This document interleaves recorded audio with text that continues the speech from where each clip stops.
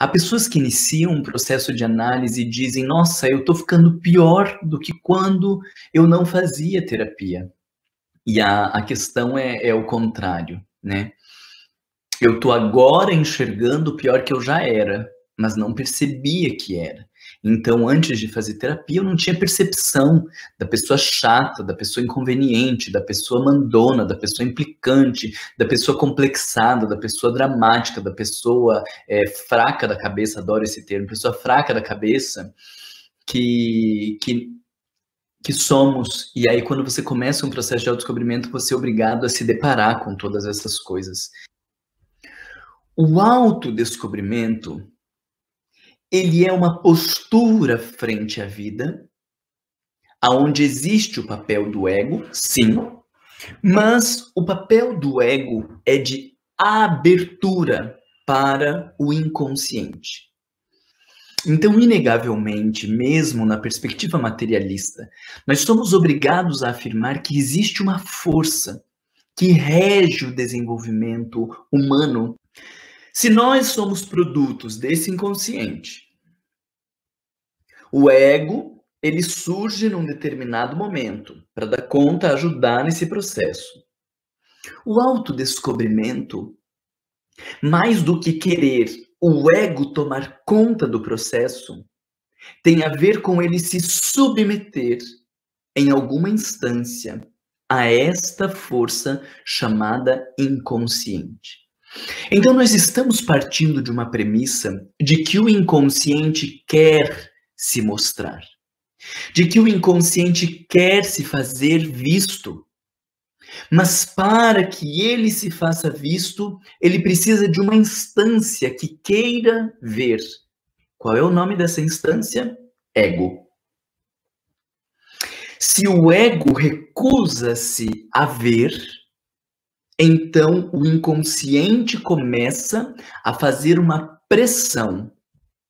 Se o inconsciente vai tentando se comunicar, e mesmo assim nós não respeitamos essa força, chega um momento que ele arromba a porta e aí nós temos os transtornos mentais, as doenças físicas, as doenças emocionais. O fato é que o inconsciente deseja se comunicar, o inconsciente deseja fazer-se visto. Nós não precisamos fazer grande esforço para o processo de autodescobrimento. A gente vai precisar entender que existem posturas do ego que favorecem o autodescobrimento e posturas do ego que impedem o autodescobrimento, mas não é ele quem faz. Quem comunica os conteúdos é o inconsciente. Veja, existe o ego, existe a noção que eu tenho de mim mesmo, que eu sou uma que nós somos, e de repente, quando eu tenho uma discussão, quando eu tenho uma briga, eu acho que eu saí de mim. Mas na verdade eu não saí de mim, eu entrei em mim. Eu agora fui obrigado a sair desta instância superficial que é o ego e descobrir que existem coisas muito mais profundas dentro de mim. Jung, depois de Freud, quando traz o conceito de inconsciente coletivo, ele vai nos apontar a ideia de uma rolha num oceano. Quando nós estamos falando de uma rolha no oceano, qual é a porcentagem consciente em relação a este mundo que nos compõe? Essa é a perspectiva de Carl Gustav Jung. Aquilo que você sabe a teu respeito, aquilo que você consegue lembrar, aquilo que você entende e que você diz que você é apenas uma rolha em relação a todo um oceano. Mas a rolha é o que você consegue enxergar. E o oceano é aquilo que te compõe, aquilo que influencia no teu comportamento, aquilo que determina o teu jeito de ser, mas você não tem consciência. Então, por que a gente gosta disso e não gosta daquilo? Por que a gente faz desse jeito, não faz daquele outro? Por que a gente não se transforma de uma hora para outra? Tudo isso vai em direção a esta pergunta, ou a esta colocação entre a rolha e o oceano, nos mostrando que nós temos na consciência algo muito pequeno. Quem tem uma noção de autodescobrimento nunca vai ficar batendo boca com o outro para querer provar quem está errado. Nunca vai ficar justificando o comportamento para dizer, mas eu fiz isso porque você fez aquilo. Mas é que você, quem tem mínima noção de autodescobrimento, tem que parar e dizer, caramba, será que tem isso nesse oceano e eu não estava enxergando? Eu até esqueço a discussão. Eu esqueço a lógica de quem está certo, de quem não está certo, de quem fez, de quem não fez, porque agora abriu-se um tema, abriu-se uma dúvida a meu respeito. Se você tiver certeza de quem você é, primeiro, você está completamente distante da ideia de autodescobrimento. Segundo, você deve ser uma pessoa muito difícil de se relacionar. Se você não conseguir abrir-se para a ideia da rolha no oceano, você não consegue iniciar o processo de autodescobrimento. O psiquismo é um sistema fechado. Não tem como eliminar esse conteúdo. A gente pode discutir aonde ficar, como se relacionar, o lugar que damos, mas não tem como eliminar. Autodescobrimento gera um processo de transformação. Gera um processo de transformação.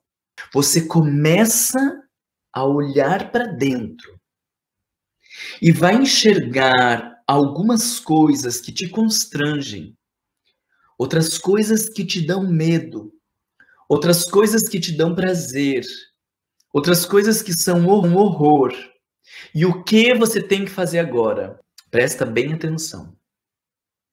Não faz nada. Por que não faz nada? Por que esse conteúdo está lá no inconsciente e não estava na consciência? Porque o ego não conseguiu suportar a ideia de que ele possa ser isso. De que essa energia possa fazer parte dele, contrariando todo o ideal que ele tem a seu próprio respeito. Se o ego agora consegue dar uma olhadinha para esse conteúdo e não conseguir aceitar, o que ele tende a fazer? Reprimir de volta.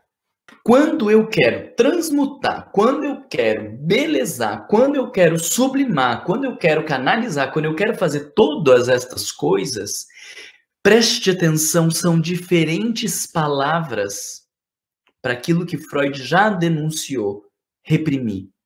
Eu não consigo aceitar, eu não consigo olhar, eu não consigo reconhecer, eu não consigo suportar que eu sou assim e eu jogo de volta para o inconsciente.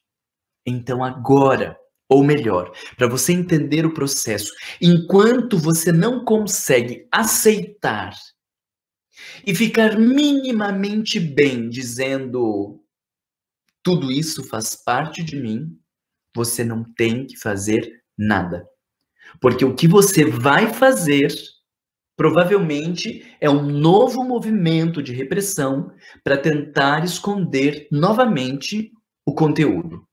Você é arrogante, você é egoísta, invejoso, tem uma prostituta dentro de você, um delinquente, um assassino, dependendo do que o mundo exigir ou despertar, vai aparecer um monstro dentro de você, não tem escolha. Não é uma questão de passividade, é uma questão de consciência. Aquele sujeito diz, eu sei que eu sou agressivo, eu sei que eu sou invejoso, eu sei que eu sou arrogante. Não sabe. Presta atenção, isso é mecanismo de defesa chamado racionalização, aonde eu uso argumentos teóricos, uso do intelecto para não entrar em contato com o conteúdo. A pessoa que diz eu sei que eu sou invejoso, ele, na maioria das vezes, está dizendo, tá bom, já estou assumindo, não vamos entrar em contato com isso, não vamos falar desse tema. É uma tentativa de fuga. O sujeito que sabe que é invejoso, se ele reconhecer de verdade a sua inveja, ele jamais vai ficar acomodado. Passivo, jamais. Porque nessa viagem profunda e no diálogo com as suas profundas questões, esse encontro com estas questões lhe leva a um processo de transformação que é inevitável. Todas as transformações que nós fazemos sem que tenham como base o processo de autodescobrimento, elas são, na grande maioria, máscaras, personas, transformações por fora. A nossa grande dificuldade é reconhecer que o ego é uma partezinha muito pequena do processo. E quando ele começa a cogitar que ele é uma partezinha pequena do processo, já começa a existir uma transformação. O sujeito maduro não é aquele que sabe o que faz. O sujeito maduro, ele consegue suportar. Porque o suportar vai lhe levar para uma questão mais profunda. Existe uma transformação, uma suposta transformação que é egóica, adaptação comportamental, formação de personas e de máscaras, e existe uma outra que é de verdade a transformação que a gente precisa viver, é o tomar consciência de quem eu sou que me transforma.